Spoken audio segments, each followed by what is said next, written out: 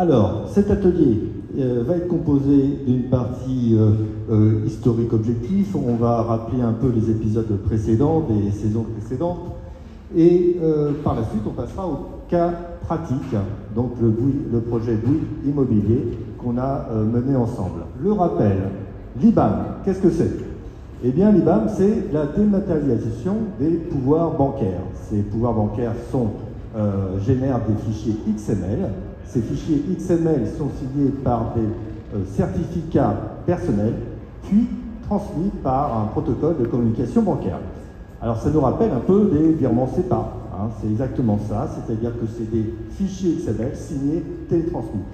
Il y a quand même quelques petites spécificités, c'est-à-dire que ces fichiers peuvent contenir les pièces jointes, des pièces jointes qui sont les pièces d'identité et puis les spécimens de signature.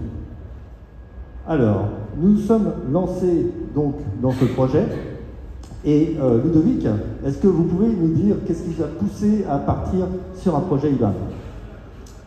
Alors bon, comme indiqué sur la slide, donc c'est en premier lieu la sécurité, donc sécuriser nos pouvoirs bancaires, qui sont quand même les règles de fonctionnement de nos comptes bancaires. Donc on avait pour but de les sécuriser plus à même. Vous savez très bien que sans l'IBAN, c'est quand même l'envoi de documents papier, par courrier, par coursier, à destination de nos banques qui sont plus ou moins bien gérées au sein des banques. On ne sait pas trop s'ils sont pris en compte, donc parfois non, je le confirme, et parfois oui, mais voilà, donc on n'en a pas la certitude. Donc ça, c'est le premier point. On voulait digitaliser aussi tous ces documents, notamment l'envoi des spécimens de signature et des pièces d'identité. Donc ça, c'est le cas avec la signature électronique et un canal d'échange sécurisé. Le contrôle, donc le fait est, c'est qu'on a l'assurance que les banques ont bien reçu les fichiers avec un retour, un accusé de réception. Et puis après un certain nombre de contrôles, les banques nous envoient un deuxième accusé de réception pour nous dire que ça y est, nos pouvoirs sont pris en compte. Donc là, on a véritablement un suivi, une traçabilité. Et puis, bien entendu, c'est également un sujet de productivité. On le verra un peu plus tard, quand on a des centaines de comptes bancaires, des centaines d'entités juridiques à gérer en termes de pouvoir bancaire. Il est vrai qu'à chaque fois que nous avons un départ, une arrivée, bon, si on fait des annulaires en place, ce qui est le cas chez Bouygues Immobilier, bon, bah, là on se dit zut, là on va avoir un peu de travail au niveau administratif, éditer des courriers, les faire signer par les bonnes personnes, faire des petits tas par banque, envoyer des recommandés, sans avoir l'assurance que les banques les ont pris en compte. À part recevoir le petit bout de papier, le petit accusé de réception. Mais bon, on n'a pas d'autres preuves comme quoi la banque a bien reçu nos pouvoirs. On va faire un petit historique, parce que ça fait longtemps qu'on en parle de cette norme IBAN, et on va remettre en place quelques repères. Déjà, chez CPI, les pouvoirs bancaires, on connaît. On a sorti notre logiciel en 2003, Epatus, donc ça fait 20 ans qu'il sévit chez les corporates. On l'a installé en 2010 chez Bouygues Immobilier. Et on a suivi donc cette norme IBAN qui est sortie en 2007. Et dès 2009, on a essayé de faire un premier POC, qui était l'ouverture d'un compte secondaire chez un de nos clients. Mais ensuite, bon, c'est vrai qu'il y a eu d'autres projets, d'autres sujets qui étaient sur la table, qui ont occupé les banques, les corporates, et nous aussi éditeurs. La fin de l'ETBAC, le début du CEPA, tous ces projets ont un peu retardé pas mal de choses. En 2021, Ludovic est venu nous voir et nous a proposé de relancer ce sujet qu'il voulait absolument voir aboutir avant sa retraite, qui est encore loin bien sûr, mais bon. Encore quelques années, c'est vrai. Encore quelques années, mais on a fait beaucoup plus rapide parce qu'on vous présente donc cette année 2022 l'aboutissement du projet. On vous a parlé des messages XML. Alors je vais demander à Kyoda de bien vouloir nous expliquer un peu tous ces messages. On parle souvent d'IBAN, on parle de la gestion de pouvoir, mais une offre full IBAN couvre plus de parties pour la gestion de compte. Donc en effet, on a la gestion de pouvoir, on a l'ouverture et fermeture de compte, on a le reporting. Donc en tout, Swift propose 15 messages en norme ISO 20022 pour IBAM. Et donc là, on vous a montré les 4 messages, c'est pour la gestion de pouvoir bancaire. Donc il y a le sens client-banque, il y a le sens banque-client. Donc quand Bouygues Immobilier a un pouvoir bancaire à mettre à jour, il nous envoie un message à CMT 017. Donc à l'intérieur, il nous dit quels sont les pouvoirs actifs, quel est le changement.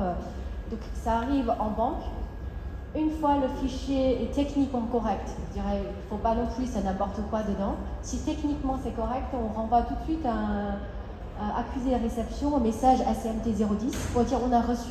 Mais à ce moment-là, ça montre juste que le fichier est arrivé en banque. Mais on n'a pas encore fait analyse, on ne sait pas encore si tout est correct, on ne sait pas encore si on peut prendre en compte ou rejeter. Ensuite, ça passe à analyse dans le contenu, on va regarder qu'est-ce que le client souhaite pour la mise à jour.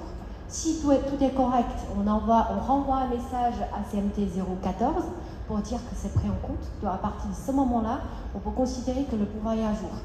Par contre, s'il y a des motifs, on ne peut pas accepter, alors on envoie un message à CMT 011 pour rejeter. Ça veut dire que la demande est rejetée, il faut que le client fait une nouvelle demande. Donc la partie IBAM pour la gestion de pouvoir, c'est ça, échanger entre ces 4 messages, les deux sens client-banque et banque-client. Alors pour poursuivre, on va essayer de vous représenter 2 process de gestion du pouvoir bancaire. Le premier papier, le deuxième électronique. Alors le premier process échange en papier, il peut être représenté avec ces différentes étapes. La première étape, c'est votre logiciel BAM qui gère vos pouvoirs bancaires actuels. Ça peut être même Excel Word à la limite. Ce logiciel-là va vous permettre de sortir vos pouvoirs en papier. Une fois que c'est en papier, un gestionnaire les récupère, les met en paraphore, va le présenter au mandataire social qui va les signer. Une fois que c'est fait, récupération par le gestionnaire qui va scanner, numériser, peut-être mettre en gel. Ensuite, on les prend, on les met sous pli, on les envoie en AR, peut-être par coursier, récupéré par la banque, qui va reproduire également toutes ces tâches, scan, traitement, mise à jour de référentiel. Donc, vous voyez qu'il y a beaucoup d'étapes. Les moins, bien sûr, chronophages, beaucoup de travail manuel, du papier, bien entendu. La sécurité, eh bien, avec tous ces documents confidentiels qui circulent de bureau en bureau, beaucoup de personnes peuvent y accéder. Ça nuit bien sûr à la sécurité. Traçabilité, eh bien, on ne sait pas qui a fait quoi, d'accord? On ne sait pas à quel moment ça a été envoyé, à quel moment ça a été imprimé. Enfin, problème RGPD, parce que tous ces dossiers envoyés à la banque contiennent des informations personnelles. Et quid de savoir où c'est situé, où c'est stocké. Comparons maintenant avec un process électronique. Voici le process électronique. On voit que dans ce process-là, eh bien, tout est géré dans le logiciel IBAM. On a toujours la gestion des pouvoirs qui est intégrée dans l'outil. La signature se fait via le logiciel. Aucun document sort, c'est une signature électronique. Une fois que les fichiers sont signés, ils sont télétransmis à la banque, donc représenté par ce petit picto XML. La banque reçoit un message normalisé, elle a tout loisir d'industrialiser cet enregistrement dans leur process. Une fois que c'est industrialisé, retour un fichier XML qui est récupéré dans l'outil de pouvoir IBAM pour analyse du résultat et prise en compte de la bonne prise en compte justement des pouvoirs par la banque. On s'est amusé lors de notre projet chez Bouygues Immobilier de chronométrer eh bien, ces étapes-là. Et on s'est aperçu que la gestion de ces pouvoirs bancaires, donc on est parti sur 50 comptes bancaires. Il faut savoir qu'en IBAM, à un compte bancaire qui a un message, eh bien, la génération des fichiers XML a pris environ 10 minutes. Alors, ça peut paraître lourd, mais c'est encore perfectible. Chez Bouygues Immobilier, on a entre 20 et 30 signataires par compte bancaire. Et lors du premier message, on est obligé d'inclure pièce d'identité et signature pour chaque signataire. Donc ça faisait quand même des beaux petits fichiers de 6 mégas.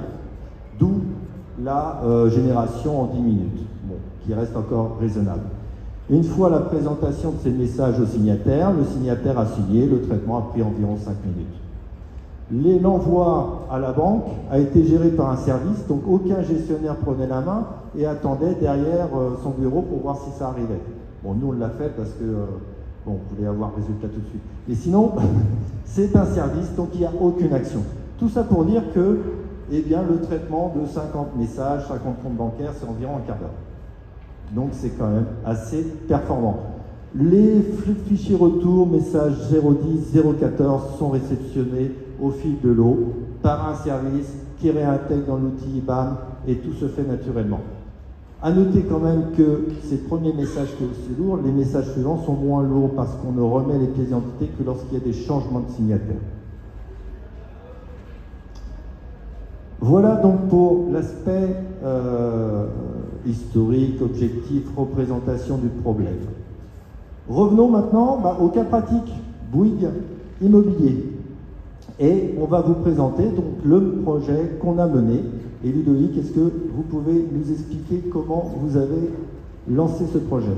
Alors bon, comme indiqué sur la slide, donc c'est en premier lieu la sécurité. Donc sécuriser nos pouvoirs bancaires, c'est quand même les règles de fonctionnement de nos comptes bancaires. Donc on avait pour but de les sécuriser plus à même. Vous savez très bien que sans l'IBAM, c'est quand même l'envoi de documents papier, par courrier, par coursier, à destination de nos banques qui sont plus ou moins bien gérées au sein des banques. On ne sait pas trop s'ils sont pris en compte, donc et parfois non, ça je le confirme, et parfois oui, mais voilà, donc on n'en a pas la certitude. Donc ça, c'est le premier point. On voulait digitaliser aussi tous ces documents, notamment l'envoi des spécimens de signature et des pièces d'identité. Donc ça, c'est le cas avec la signature électronique et un canal d'échange sécurisé. Le contrôle, donc le fait est, c'est qu'on a l'assurance que les banques ont bien reçu les fichiers avec un retour, un accusé de réception. Et puis, après un certain nombre de contrôles, les banques nous envoient un deuxième accusé de réception pour nous dire que ça y est, nos pouvoirs sont pris en compte. Donc là, on a véritablement un suivi, une traçabilité. Et puis, bien entendu, c'est également un sujet de productivité. On le verra un peu plus tard, quand on a des centaines de comptes bancaires, des centaines d'entités juridiques à gérer en termes de pouvoir bancaire. Il est vrai qu'à chaque fois que nous avons un départ, une arrivée, bon, si on fait des annulaires en place, ce qui est le cas chez Bouygues Immobilier, bon, là on se dit zut, là on va avoir un peu de travail au niveau administratif, éditer des courriers, les faire signer par les bonnes personnes, faire des petits tas par banque, envoyer des recommandés, sans avoir l'assurance que les banques les ont pris en compte. À part recevoir le petit bout de papier, le petit accusé de réception. Mais bon, on n'a pas d'autres preuves comme quoi la banque a bien reçu nos pouvoirs. Dans ce projet, on avait 3 points importants, 3 points techniques qu'on a abordés. Et le premier point technique, c'était la description du pouvoir code IBAM. Alors Kyoda, si vous pouvez nous expliquer un peu ces codes et comment se déroule la description des pouvoirs IBAM. Comme vous le savez, le pouvoir bancaire est un sujet très complexe. Donc d'une entreprise à l'autre, on peut avoir des pouvoirs bancaires complètement différents. Donc afin de standardiser le pouvoir bancaire et avoir une codification interbancaire, Swift nous recommande d'utiliser le code PMT. Donc aujourd'hui il y a 100 codes, chaque code est composé par 3 niveaux. Donc vous voyez le niveau le plus haut, le ACMT et PMNT, ça c'est le domaine. Après le domaine, vous avez la famille. Donc la famille, dans le copier-écran, c'est le ICTT ou ITTT. Et après la famille, c'est la sous-famille. Donc vous avez en bas de liste le S000, XBCT. Donc chaque code est composé de domaines famille, sous-famille, qui fait que chaque code est unique. Et c'est une fois les 3 niveaux sont composés, vous avez le vrai pouvoir bancaire. Donc qui fait que chaque entreprise va choisir son propre code pour chaque pouvoir, et ensuite il communique avec les banques. C'est un travail, je dirais, en amont du projet. Il faut travailler avec les banques pour comprendre quel est le code à utiliser pour le futur. Donc l'idée, c'est que dans un premier temps en France, toutes les banques ont le même code, toutes les entreprises utilisent le même code aussi. Et plus tard, à l'international, on n'a plus le problème de langue, que ce soit en français, allemand ou espagnol ou autre. Que ce soit une codification vraiment standardisée, internationale et multibancaire. Merci Pieda. Deuxième point important, le choix du certificat. Ludovic, on a eu pas mal de discussions là-dessus. Comment avons-nous tranché? Alors, au départ, on s'est dit, on utilise déjà un certificat pour la gestion de nos flux, notamment le paiement des fournisseurs par virement électronique. Donc on s'est posé la question de savoir si on pouvait garder chez nous l'utilisation de la clé 3SKey, du token 3SKey de chez Swift. Donc il s'avère que ce n'est pas possible, parce que c'est ce qu'on appelle une signature corporate. Ça n'a pas le statut d'une signature ou de certificat qualifié conforme à la réglementation européenne.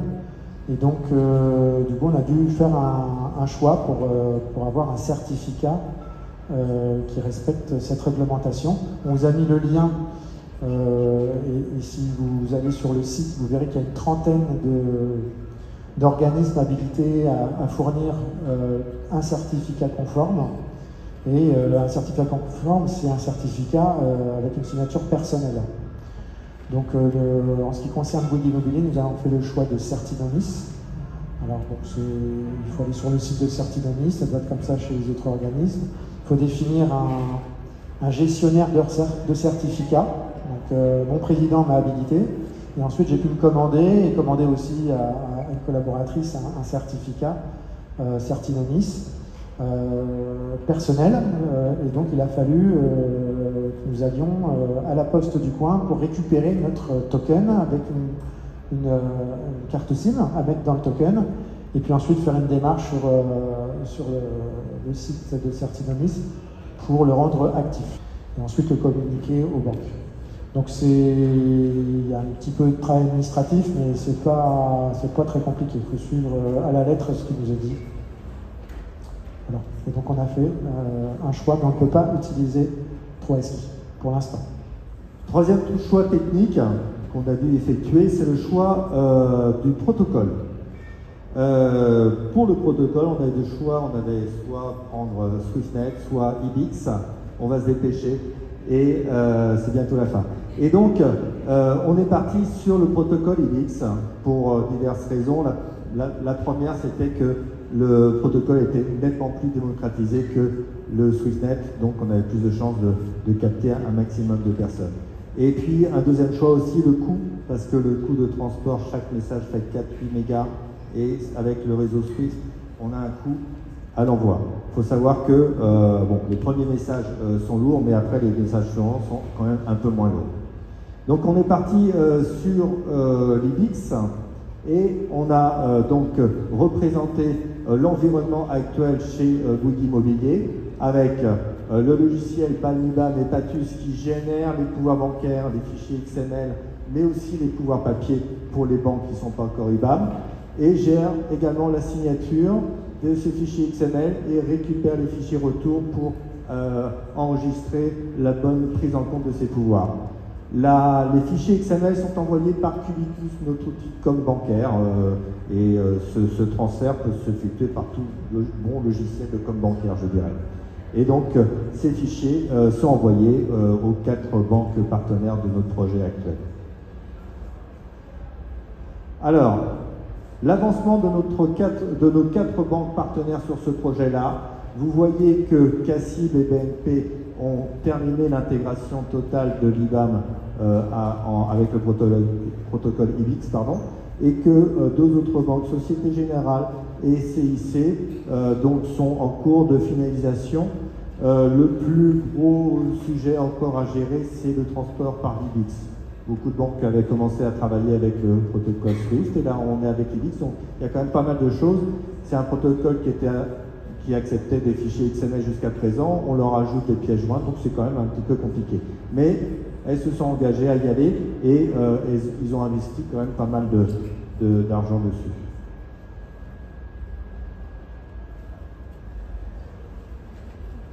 Alors, Kyoda, maintenant, pouvez-vous nous présenter ce planning, au moins pour la partie cassive?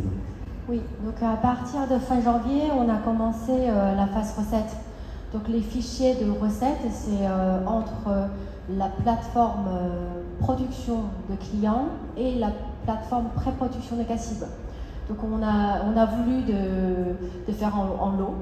Donc premier lot pour un fichier, deuxième lot pour 5 fichiers, troisième lot pour 15 fichiers et quatrième lot pour le reste. Donc on a défini conjointement un cahier de recettes assez complet. Donc il y a tous les scénarios de mise à jour de pouvoir, y compris ajout de signataires, modification d'un signataire existant, une suppression de signataires. On a pensé tout ce qui peut exister théoriquement par l'IBAM. Et en parallèle, pendant la phase recette, on reçoit chaque message IBAM, la version BAM. Donc c'est un PDF qui se lit par les yeux, qui a des phrases parlantes, qui nous permet en fait dans un premier temps de valider le contenu de IBAM dans nos systèmes. Donc, mais bien sûr, la phase recette n'était pas parfaite. Hein. Il y avait eu des petits ajustements côté CPI et côté Cassib, comme tous les autres projets IT, mais on a réussi à rapidement faire des petits réglages. Donc fin mars, on a décidé de faire la mise en prod. Donc un premier fichier entre plateforme production de clients et plateforme production de Cassib, de bout en bout.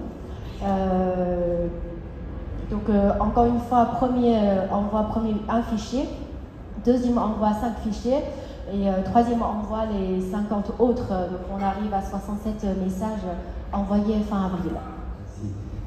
Concernant les autres banques, on y est presque. Et pour la BNP, toute la phase recette a été validée. On n'attend plus qu'une date pour lancer les premiers fichiers en production, d'accord, qui devrait intervenir courant juin-juillet.